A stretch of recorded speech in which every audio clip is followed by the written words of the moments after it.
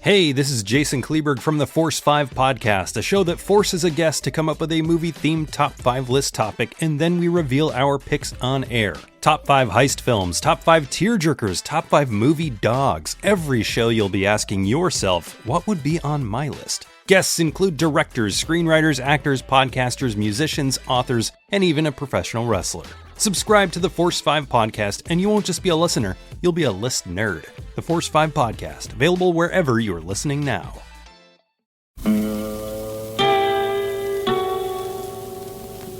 Hello, filthy movie lovers. My name is Gentry Austin. No, I'm Casey Scott. And we're the hosts of the Sin Syndicate, film podcast for something weirdos, anti-criterion bros, and Joseph Sarno aficionados. Join us semi-weekly as we peer into the adults-only theaters and sticky-floored cinemas of the golden age of sexploitation, when the morals were loose, the laws were murky, and the intercourse was all simulated. Find us now on the Someone's Favorite Productions podcast network.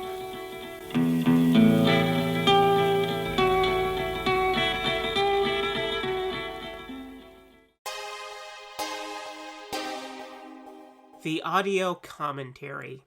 It's a dying art form, but here at One Track Mind, I, your wonky yet affable host Ryan Luis Rodriguez, analyze film through the prism of these embryonic forms of podcasting, one audio commentary at a time. Masterpieces, crapster pieces, live action, animation, cult classics, films literally no one has ever heard of. No track is too small, and no track is too big.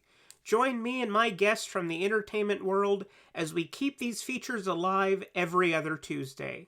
Hey, who else is going to discuss Bill and Ted's Bogus Journey one week and Citizen Kane the next? Us, that's who. Sure, you have to put up with my voice, but there's a certain give and take in this industry. That's One Track Mind, part of the Someone's Favorite Productions family and available wherever you get your podcasts.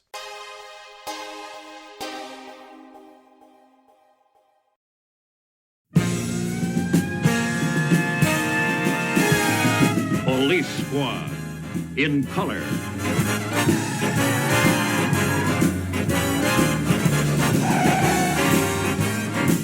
Starring Leslie Nielsen.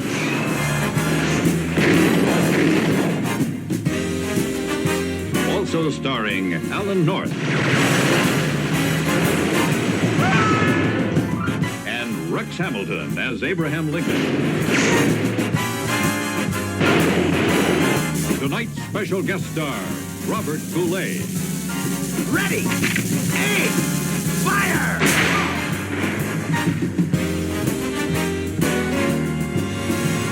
Tonight's episode, A Bird in the Hand. Welcome to From the Files of Police Squad in color. I'm your host, Mike White. Joining me is Mr. Chris Dashew. Mike, I don't see your approved hat. Please take that sombrero off. Also with us, of course, is Mr. Mark Begley. Next week, we'll discuss 10 things you can do with a carrot.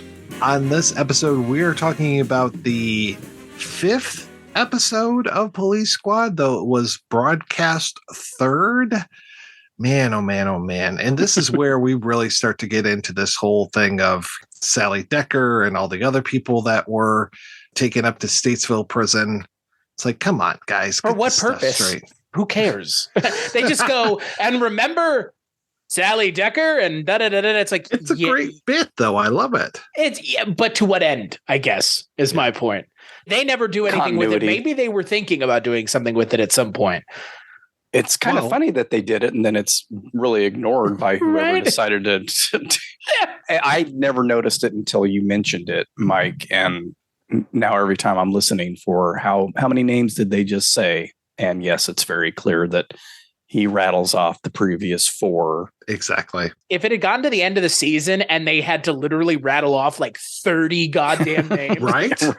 But I feel like that is what the payoff was, right? Probably. At some point, it's just like this overly expansive list of people that Hawken is just, and Frank at the end of it is just like, is that it, Ed? Like, and Sally Decker. Yeah. Every single time. That's what I feel like. That's what they were getting to with the gag. And I will agree to your point, Mike. It's funny that they have some sort of continuity in a comedy show. That's not in the mid 80s, that's not something anybody was worried about was continuity. Case in point, Barney Miller, Kolchak, most of those shows, Columbo even. This episode is called The Butler Did It. Kind of gives it away right there in the whole title. It is, where do we begin with this one? It is a kidnapping plot that takes place in a Japanese garden. It is the daughter of a very wealthy textile merchant. Of course, this actor, I've seen him a ton of times. Yeah, right after we talked about textile places.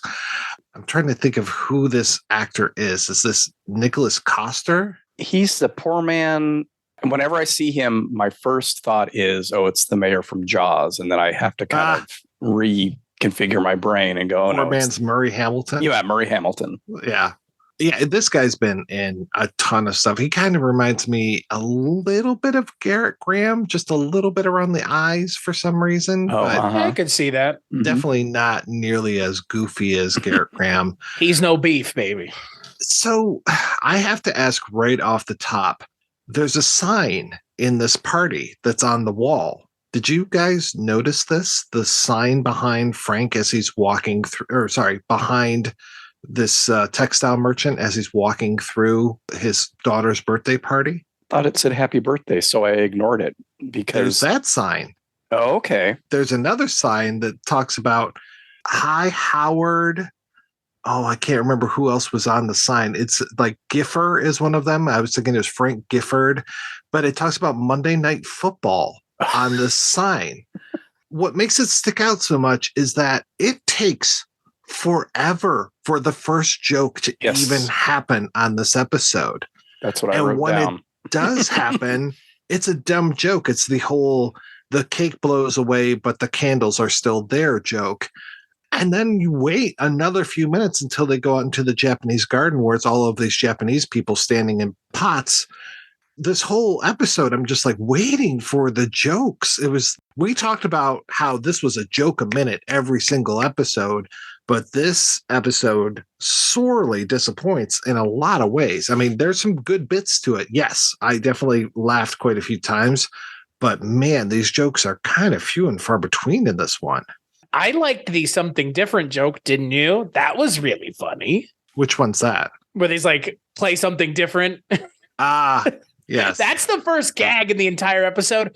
And it pretty much sets the, no pun intended, sets the tune for the rest of the episode, which is, we're starting to run out of steam, guys. Yeah.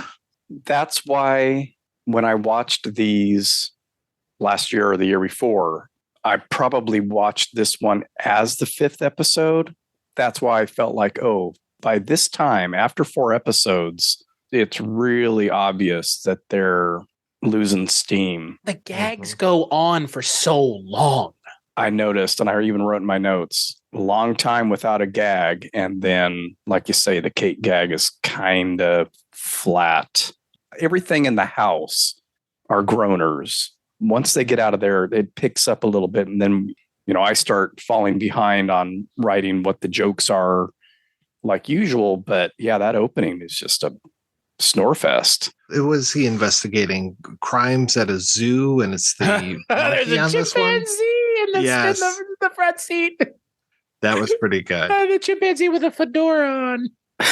It's fucking hilarious. I mean, that's probably just the setup for the epilogue and the freeze frame. Yeah. Really, those first couple of episodes where they're implying, like you picked up on, Mike, that Frank may in fact be a serial killer or a criminal of some sort, right? Because he's always at the scenes where these horrible things are happening. I mean, he's a policeman, but he's not there as a policeman, right, when he gets the calls, and they've abandoned that already, which is odd.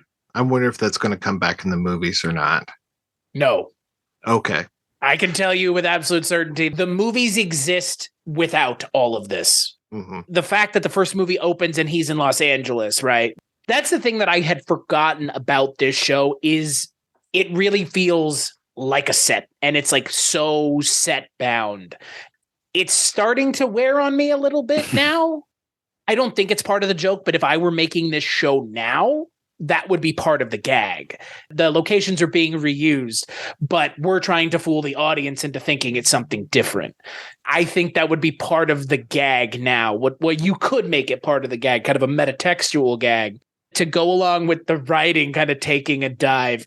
They really make this feel the most set-bound of any of the episodes. I can't believe that mime gag goes on for as long as it does. That was so shocking to me. For a show and I guess 3 people whose joke styles are rapid fire, every scene got to have something. That is the antithesis of the ZAZ writing style, is to just have a gag go for what seems like 5 minutes. I know it's not, but it goes on and on and on. And then when you think it's done, it keeps going.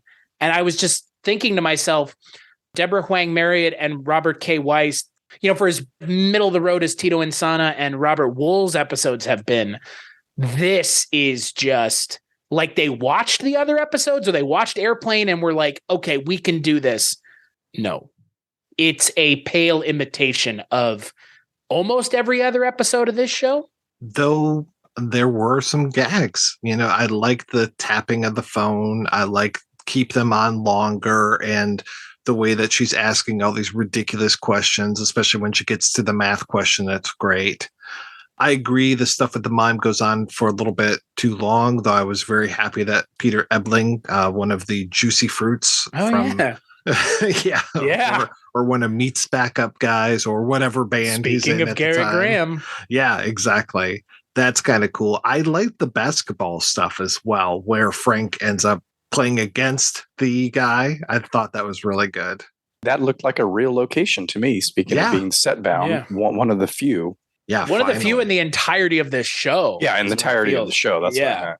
And it has one of the better Act 2 gags. Act 2, Bull 3. All 3. That was good. Yes. That is when you're doing something with what's already been laid out for you, they kind of nail it. The first gag of the episode, I would contend, is the Robert Goulet gag, which... Yes, let's not forget that. Yeah, very funny. Obviously, Robert Goulet will come back in the second movie. I think the Tommy Lasorda gag is pretty funny as well. Mm-hmm. Then it's like all the other kind of, quote, original gags are just all over the place in a way that we really haven't seen. Most of the time, they all feel the same, but the quality differs. This is like completely different kinds of gags, almost from a show not like this one. The big gunfight at the end is so much his gunfight with Sally Decker. Right. They're across the street rather than it being that close. It was funnier when they were closer. Mm-hmm. And then, the whole cover me thing where he throws the blanket over the captain and he runs over and starts tripping over things. I mean, that was kind of funny. It goes on too long, though, and they even point that out in the commentary, like, oh, it's still going. There's a payoff, but it didn't need to go that long. And that's, I think, the complaint that we've all had on this episode, is that the jokes play out too long. Like, did we need to see the mime jump out the window the way he came in? Like, no. I mean, really? Like, you're going to devote any amount of time to that? Right. Or I couldn't figure out what the purpose, idea, need was behind the tuba gag. That, like, I mean, it's funny and it's very much a non sequitur, but it just, the second act entirely is just all of this stuff about tubas and El Tubadera and it's like, I kind of love it. Yeah, I like tuba it. It's just, not tuba. Yes. It's the best gag kind of sequence in this entire episode. And it's unfortunate that it's in this episode because it kind of hews the closest to the tone of the first 4 episodes.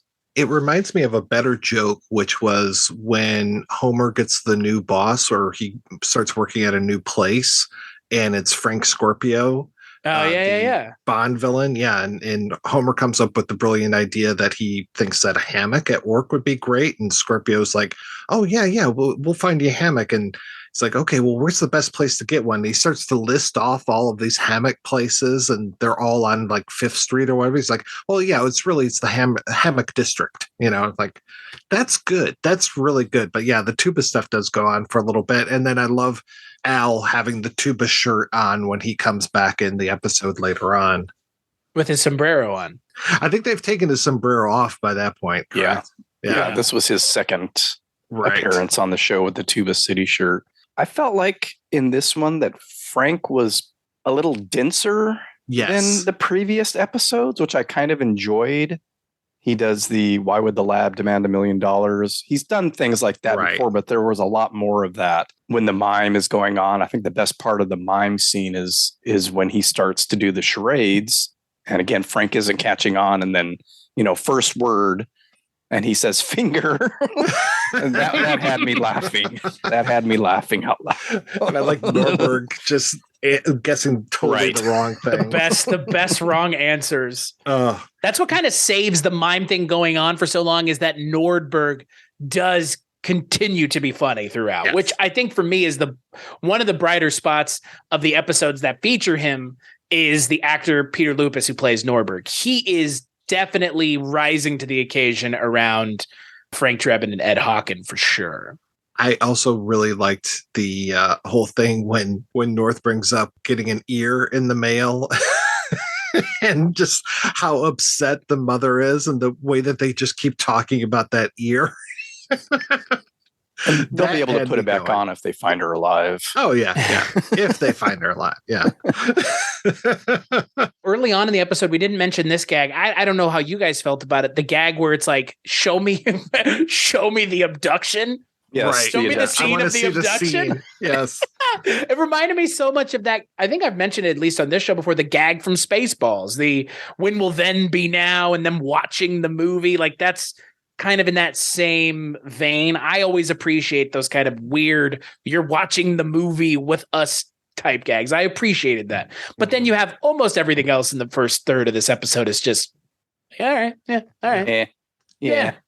This time I was trying to pay attention as far as him hitting garbage cans. And of course he doesn't hit any garbage cans, though he does hit 4 bicycles. So I'm wondering if that, well, actually, I guess it would have to be 5 bicycles. I think it was, but they crop it again. Oh. Well, he hit the trash cans out of frame, right?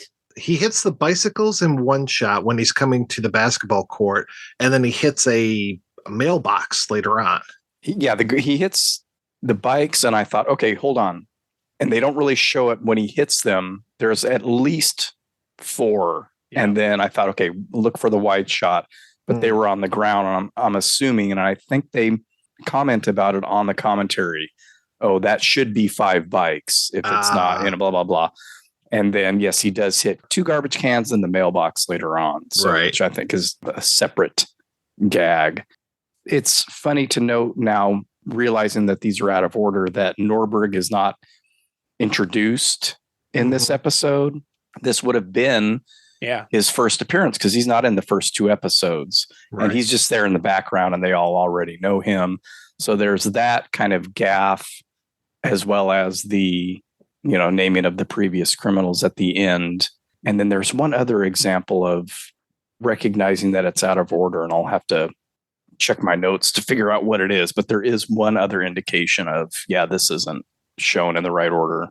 They really trot out the big names for the Johnny's Next Customer bit with fucking Tommy Lasorda of all that people. Was great. Which is funny because then the show would go on to be set, of all places, in LA, where Tommy Lasorda is. And then is it a Dodgers game, for fuck's sake, in the first movie? So I don't think, though, if memory serves me right, Tommy Lasorda doesn't show up in the movie. Maybe, I'm not sure. I mean, I don't obviously remember. Reggie Jackson does, but I'm not sure who else. I must kill the queen. Yes, he sure. I think Enrico Colazzo. Yeah, famous Italian singer Enrico Palazzo. Yeah. Looks distinctly like Leslie Nielsen. So strange. But different people, from what I've been told.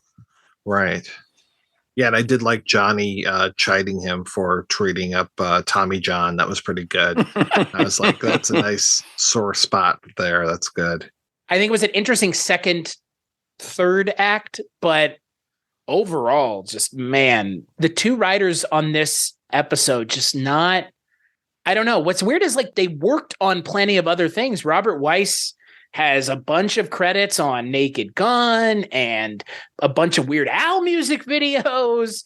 Well, and the teleplay was by Pat Proft, who we've talked about before, and he kind of was involved in a lot of these episodes and a lot of these shows that the ZAZ guys did. And yet this episode is just not much. I mean, I'm not going to say it's not funny, but it's just of all the episodes we've watched up until this point, I don't think I'm out of line to say this is the worst one. No, we'll have to wait for the next episode to see. Right. Fair. The episode that's so good it doesn't even have a synopsis on Wikipedia. It's 2 fucking sentences, and that's it. And again, I think it does kind of answer our question without giving us an answer directly as to what this show would have been if it had kept going. It takes a special kind of writing trio or duo or singular writer to create a comedy that is funny throughout, that is quality throughout, but mixes the styles of comedy, visual gags, wordplay, stuff like that. It's not a shock that everybody can't do this because ZAZ were so good at it. That's why they kept doing it. Robert Wool and Tino Insana get close, but even their stuff is replete with literalism upon literalism upon literalism. At least there isn't a lot of that in this episode. There's just not a lot much at all. Yeah, it just feels very thin. They mentioned the problems with doing this for TV and having the different writers, comedy writers, and comedy directors. I think they really wanted, at least for the directors, people that had worked on things like cop shows and Westerns. Because as we've mentioned in talking about Airplane and in the previous episodes of this, they're really straight shows. This is a takeoff on those 60s cop shows and how dry and dull some of them can be. They're making the mistake of having comedy writers that really aren't following their notes, their rules, trying to write jokes instead of making the situations funny or making I don't recall, and I missed that sign at the beginning completely. I don't recall a lot of visual gags in this one, which a lot of times are, for me, the most interesting. Other than Frank being dumber than usual, it just wasn't that funny this go around. I liked it when he was really dumb. Those were good jokes, and he played it super straight.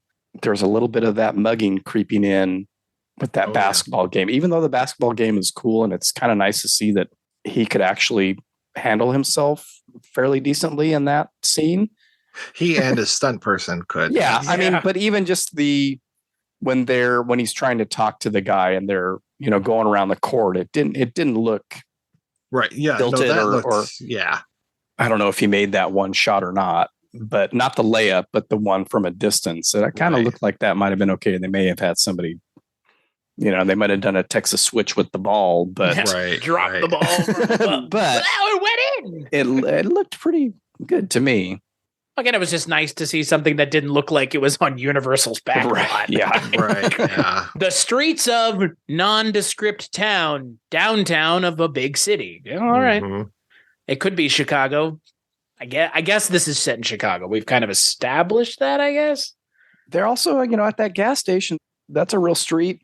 I believe it didn't look like a set to me when they clue into the whole ringing bells and tuba sounds. They make that connection at the gas station there. So that's probably around the corner in Studio City somewhere.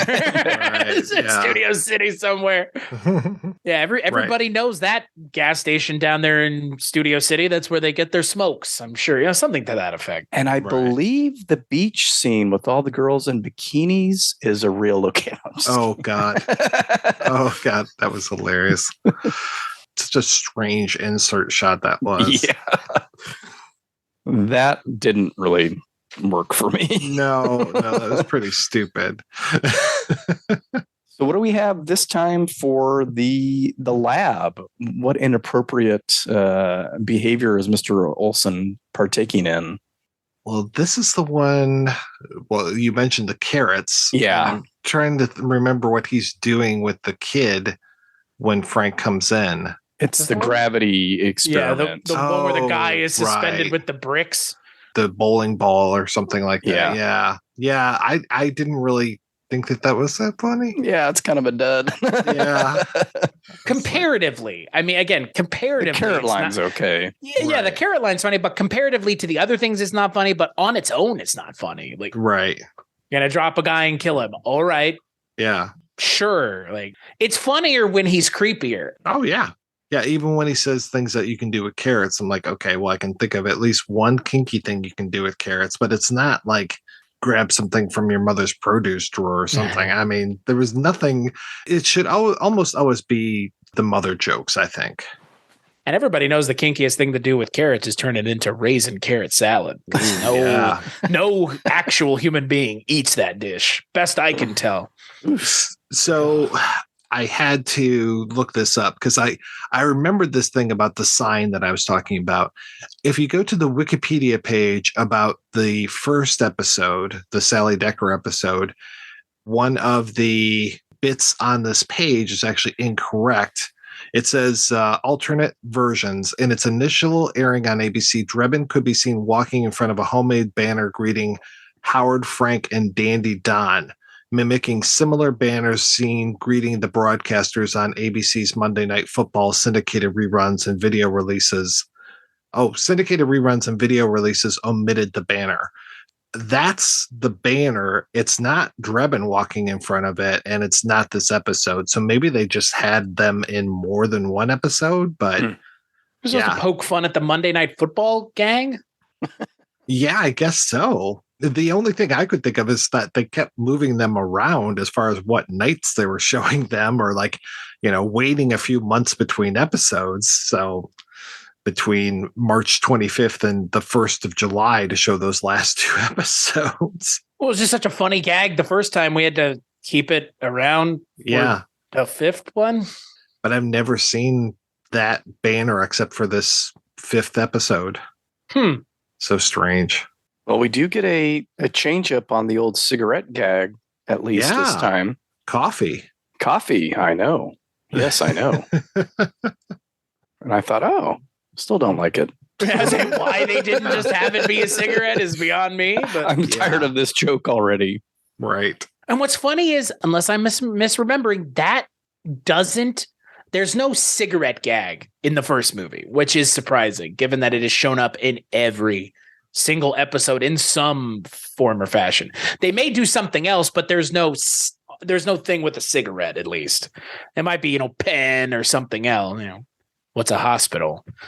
It's the same shit. I mean, it's it's effectively the same thing. Well, they do that in this episode, don't what do you do? And he's well, what do I do? What do I do? Well, best I can tell, you're a manufacturer of textiles. That is funny. That's a funny gag. That will never not be funny. Yeah, the coffee. I know. Like, oh my god, really, guys? Like, was that part of the style Bible for the show? You got to have one of these in every episode. We had a little bit of the not gays with Nordberg and the captain this episode. I don't know if anybody caught that. After they win the mime charade game, Nordberg hugs the captain, says, "We did it, Captain." And the captain kind of goes, "Not now, Nordberg." Hey, man. It was the mid-'80s. I don't recall any of that in the other episodes with Nordberg and the captain. That's funny. But maybe I missed it. That is entirely possible. And I do really like the freeze frame gag with the chimpanzee. They're throwing stuff around and them just trying to not break as that chimp is just partially destroying the set.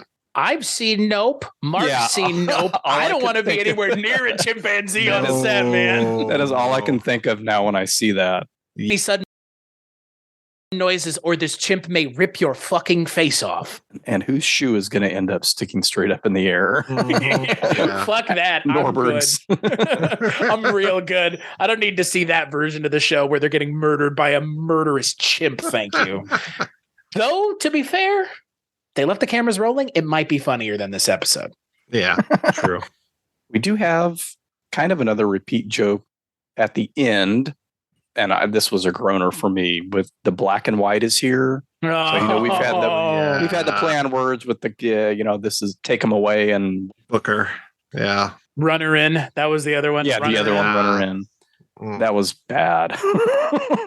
What really gets me, though, is that obviously the title of the show is The Butler Did It, and that's who does this crime. But his reasoning is just like, I needed the money. And I'm like, okay, like I wanted something more. I wanted at least like a ridiculous thing. Like I needed money to buy Cupid dolls or something bizarre like that. Give me something for why you needed this money. Give me something for having watched 21 minutes of this episode. Yeah, 25 minutes. Oh, yeah. TV was longer back then. Not as many commercials. It really doesn't feel like they were putting their best foot forward or a foot forward, really. I mean, the glove box joke. Yeah. Yeah. Yeah. Yeah, the glove box joke, and then the whole thing with the car being smaller. Wait, no, that's the next episode. Yeah, there was a glove box gag in that one, too. That's right. This one was the glove box that is just had all the filled with gloves. Yes, that was good. I believe I've seen that joke before. Or since, at least. I don't know. The best gag in this episode is still the Japanese garden. That was pretty good. What does he rip off of his the one lapel? Japanese man? The lapel, so she can like wipe her. She sniffs it like it's a flower petal or something. Yeah, like she picked it from the garden. That's kind of an oddball. Yeah, I was like, why is he tearing that off? Oh, okay. Yeah. So I guess they're fragrant. Yeah. That for me is where they take the gag in the right direction, is they up the ante with it. So I'm interacting with it, not just hanging a lantern on a bunch of like poor Japanese people standing in clay pots in your garden. So though I did like, speaking of Asian people, he Frank holds that Asian woman hostage when the butlers got the girl hostage and took him play at that game. Just kind of tosses that lady aside afterward, too.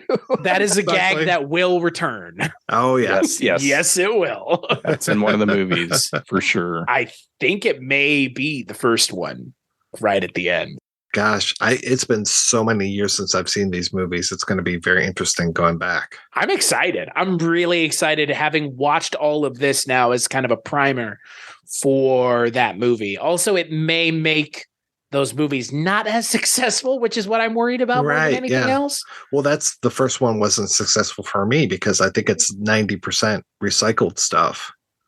A lot of it is. A lot of it is. I mean, a lot of the gags from the show do show up in the first one, but they're throughout the second and third one. I mean, again, Robert Goulet shows up in the second movie.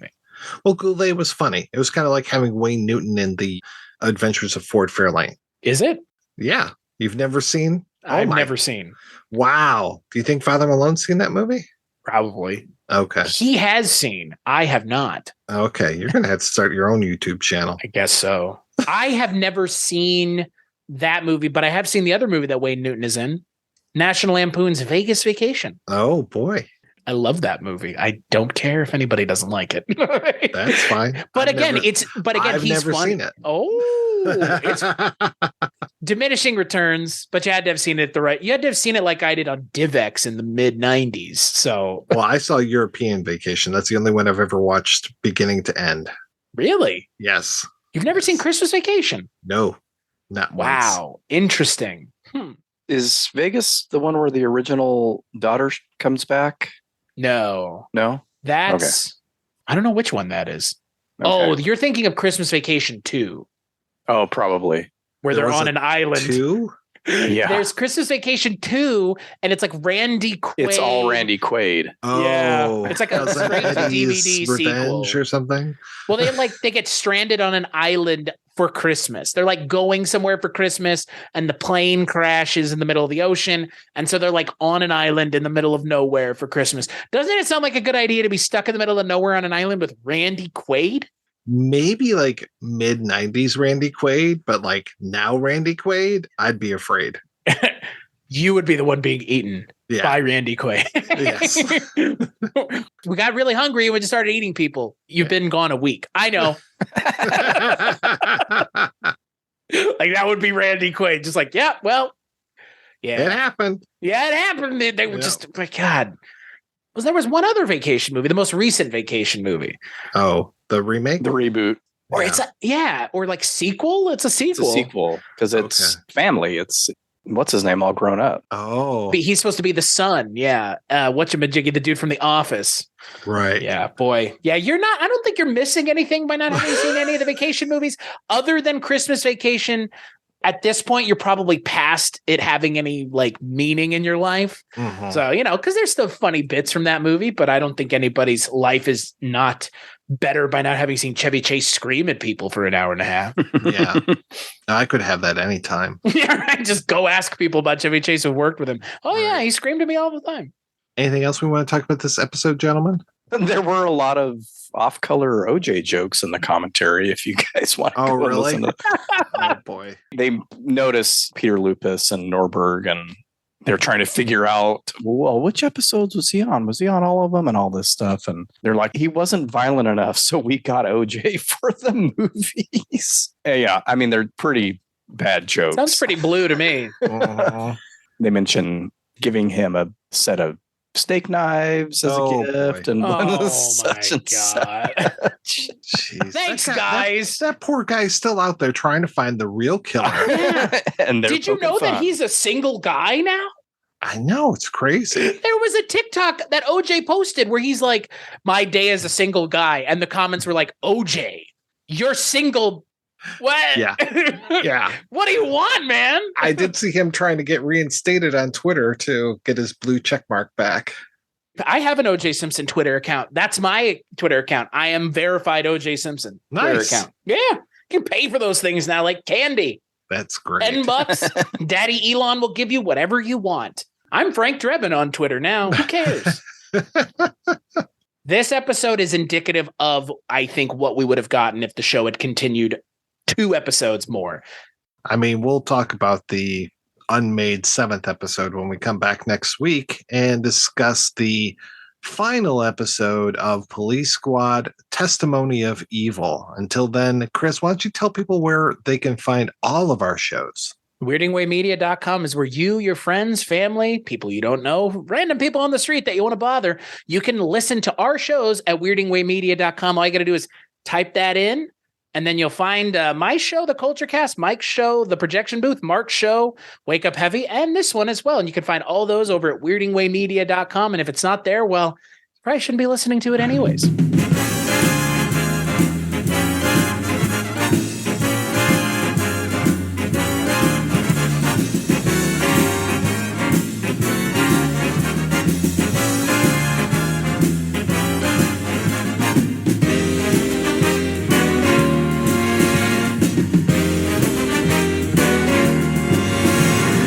Tune in next week for another exciting story from the files of Police Squad.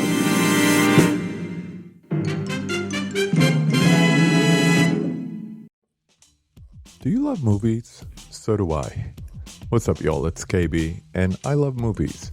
Inviting you to listen to The Conversation, a film podcast where passion meets perspective and opinion.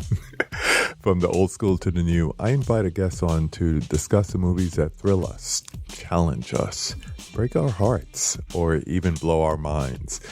There's always new episodes dropping wherever you get your podcasts. So join the conversation. We don't just watch movies. We love talking about them too. The Conversation with KB Loves Movies, a part of Someone's Favorite Productions podcast network.